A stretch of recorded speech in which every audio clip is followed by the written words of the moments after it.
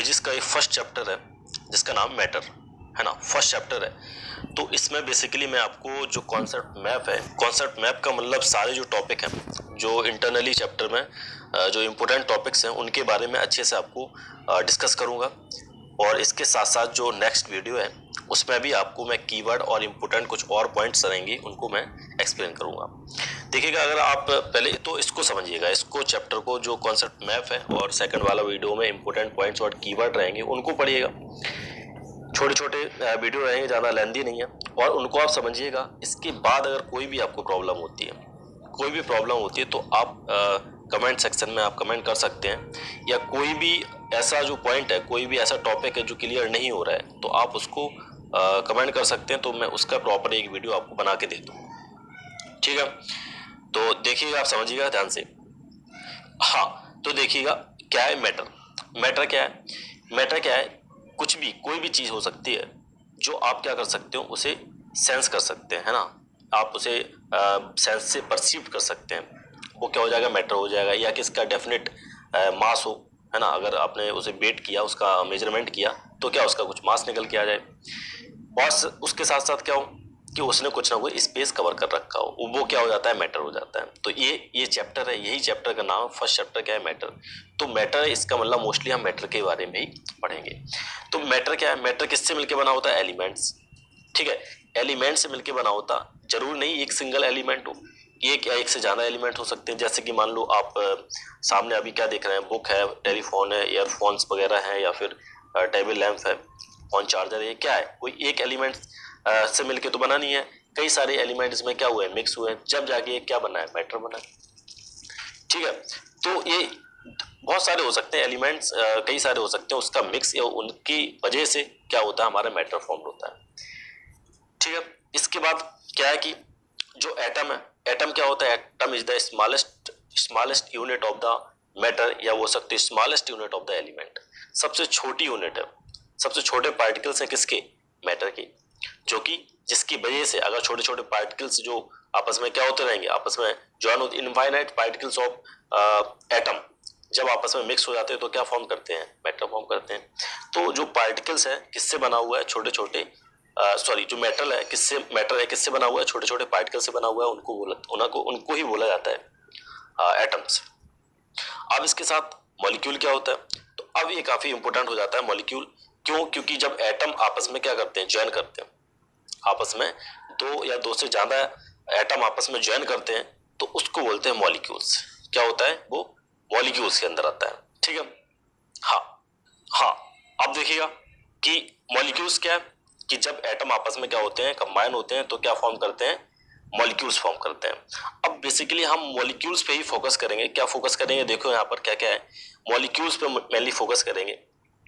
तो देखिएगा कोई भी बॉडी है, कोई भी अगर बॉडी है, क्या करती है, मूवमेंट करती है। अगर मूवमेंट में है तो उसके पास एक एनर्जी आ जाती है। क्या एनर्जी आ जाती है, उसको बोलते हैं काइनेटिक एनर्जी। तो जो मॉलिक्यूल्स हैं, मीन्स क्या है, आपस में क्या करते रहते हैं, इनके अंदर जो इनका मूवमेंट होता रहता है। अब कोई भी बॉडी, जैसे कि आप अगर मॉर्निंग वॉक पे जाते हैं तो क्या हो जाता है, आप गर्मी आ जाती है, आप बोलते हैं ना एनर्जी आ गई है, हीट अप हो गए हैं, पसीने निकलने लगे। तो वो क्या है कि आपके पास क्या है, मास है, कुछ ना कुछ आपके पास क्या है, मास है।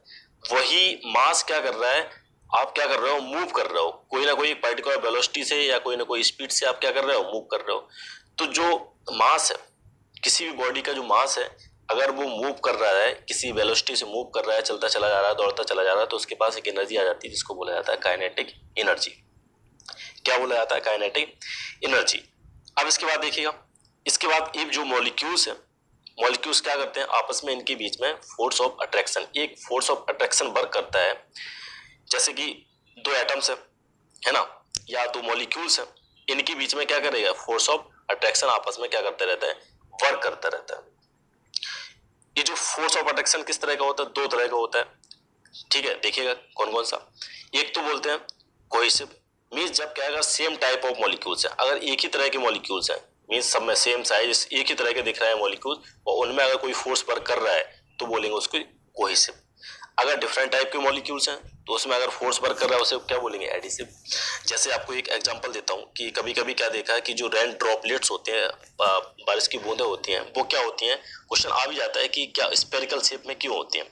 क्या रीजन है कि वो स्फेरिकल शेप में होती है। तो रीजन क्या है, क्यों, क्योंकि उसके बीच में कौन सा फोर्स वर्क करता है, कोहेसिव फोर्स वर्क करता है। क्या, कोहेसिव फोर्स, या बोल सकते हैं सरफेस टेंशन। अब ये सरफेस टेंशन अभी कोई दिक्कत नहीं, आप मत समझिएगा, लेकिन कोहेसिव फोर्स करता है वर्क।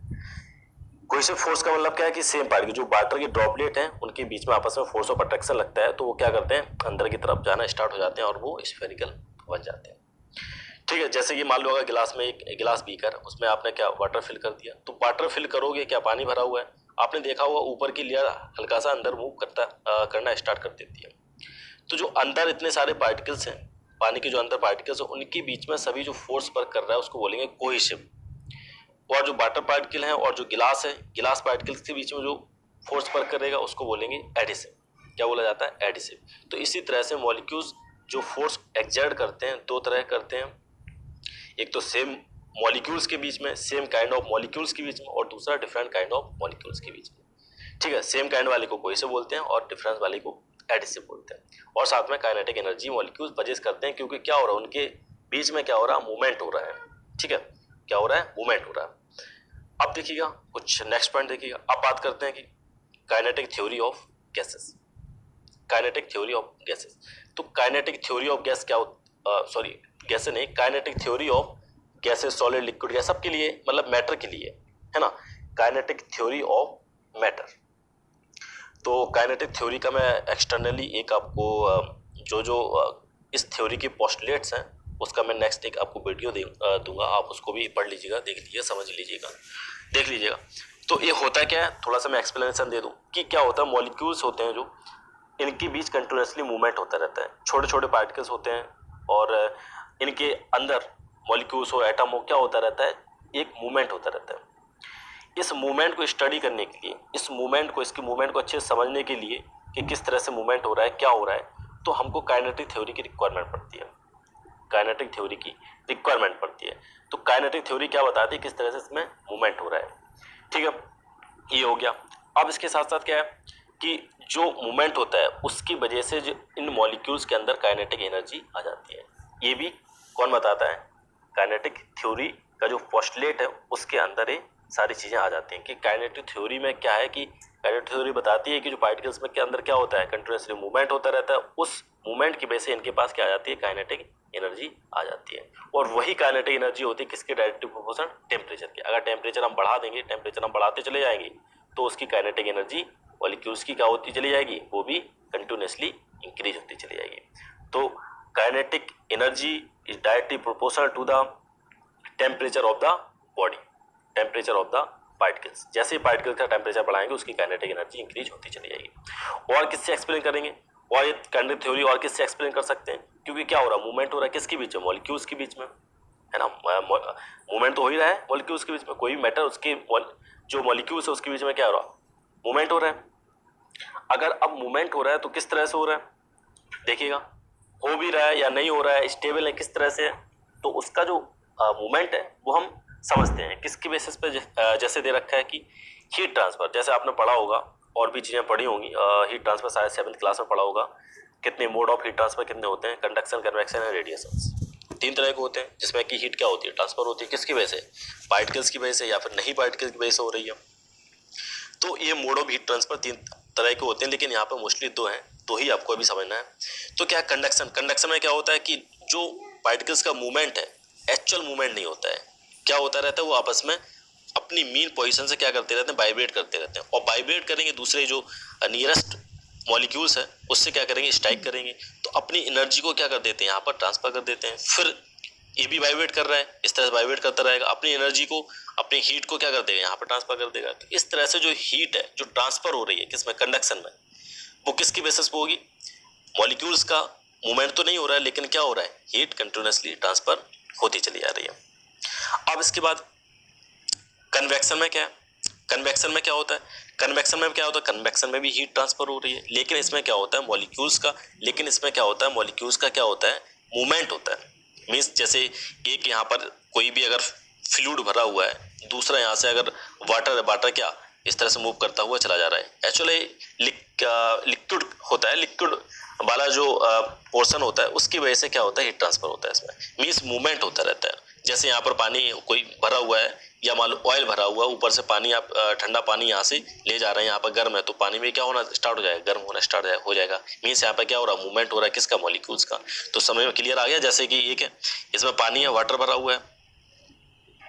आपकी ट्रिग्नोमेट्री वीक है ना, लेकिन कोचिंग में तो अलजेब्रा चल रहा है, फिर कैसे करेंगे आप?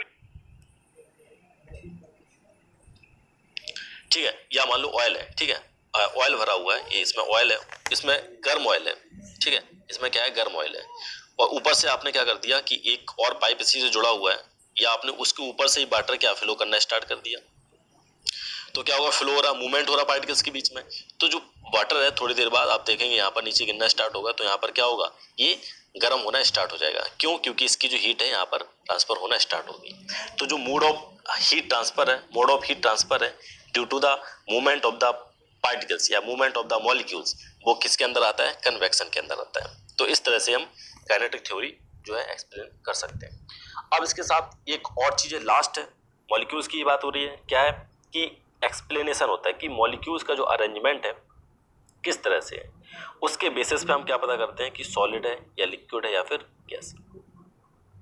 जो मैटर है वो क्या है, अगर पार्टिकल का अरेंजमेंट जिस तरह से है हमारा, उस तरह से हम क्या पता करते हैं, पार्टिकल के अरेंजमेंट के बेस पे हम क्या पता करते हैं, सॉलिड, लिक्विड या फिर गैस है। तो एक चीज और काइनेटिक थ्योरी और बताती है कि भाई जो मॉलिक्यूल्स है उनके बीच में जो गैप होता है उसको बोलते हैं इंटरमॉलिक्यूलर स्पेस, और इनके बीच में फोर्स भी वर्क करता है, जैसे मैंने बताया था फोर्स ऑफ अट्रैक्शन करता है। तो अगर इसका गैप बढ़ा देंगे तो फोर्स ऑफ अट्रैक्शन क्या होता चला जाएगा, कम होता चला जाएगा, गैप इंक्रीज होगा, फोर्स ऑफ अट्रैक्शन कम हो जाएगा। तो ये क्या होता है, आपस में इनवर्सली प्रोपोर्शनल होता है, ठीक है। तो ये तो बेसिक है काइनेटिक थ्योरी का, मैंने आपको एक्सप्लेनेशन दे दिया। अब इसके बाद देखिएगा कि सॉलिड, लिक्विड, गैस में क्या डिफरेंस होता है, किस तरह से डिफ्रेंशिएट करते हैं। जैसे कि सॉलिड है तो इसके इंटरमॉलिक्यूलर फोर्स, जो इंटरमॉलिक्यूलर फोर्स ऑफ अट्रैक्शन होता है वो क्या होता है, काफी स्ट्रांग होता है, ज्यादा होता है। एज कंपेयर टू लिक्विड में क्या होता है, थोड़ा सा कम होता है, वीक होता है। और फोर्स ऑफ अट्रैक्शन गैसेस में क्या होता है, बिल्कुल कम होता है, ना के बराबर होता है। तो इसी के बेस पे क्या होता है कि इसकी शेप डिफाइन करेंगे। इसके पास क्या होती है, डेफिनेट शेप होती है, डेफिनेट शेप भी रहता है, सॉलिड के पास डेफिनेट वॉल्यूम भी रहता है, काफी टाइटली पैक्ड होते हैं। इसको क्या कर सकते हैं, इसको हम कंप्रेस नहीं कर सकते हैं। क्यों? क्योंकि फोर्स ऑफ अट्रैक्शन क्या होता है, ज्यादा होता है, पार्टिकल्स आपस में इस तरह से अटैच होते हैं, इस तरह से एक दूसरे के साथ लगे हुए होते हैं कि उनको हम कंप्रेस नहीं कर सकते। लेकिन अगर हम लिक्विड की बात करेंगे तो यहाँ पर क्या, force of attraction as compare to solid क्या है, थोड़ा सा वीक है। इसके पास क्या होता है, डेफिनेट, इसके पास डेफिनेट वॉल्यूम होता है, लेकिन कोई भी शेप नहीं होती है। जिस भी बीकर में आप डाल दोगे उसकी जो शेप है एक्वायर कर लेते हैं। और जो पार्टिकल होते हैं क्या होते हैं, लूजली पैक्ड होते हैं। पार्टिकल क्या होते हैं, लूजली पैक्ड होते हैं। इसको स्लाइटली क्या कर सकते हैं, हम कंप्रेस कर सकते हैं। तो सारे जो लिक्विड हैं क्या होते हैं, कंप्रेसिबल होते हैं, इसको हम कंप्रेस कर सकते हैं। क्यों? क्योंकि due to weak intermolecular force of attraction.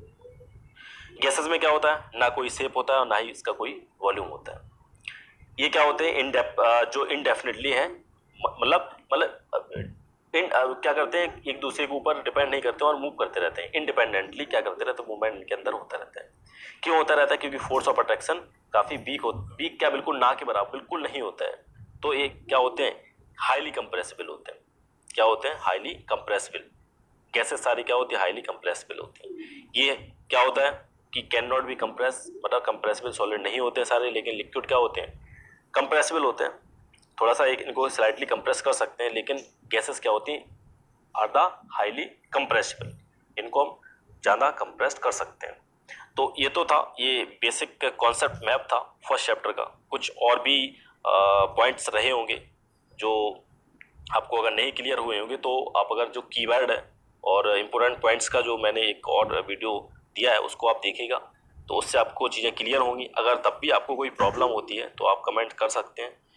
कोई भी अगर आपको कोई भी टॉपिक में प्रॉब्लम है तो मैं उसका वीडियो आपको बना के दे दूंगा कुछ दिन के अंदर, आप उसको स्टडी करिएगा अच्छे से। और अगर अच्छा लगता है चैनल को सब्सक्राइब जरूर कर लीजिएगा। And thank you for watching.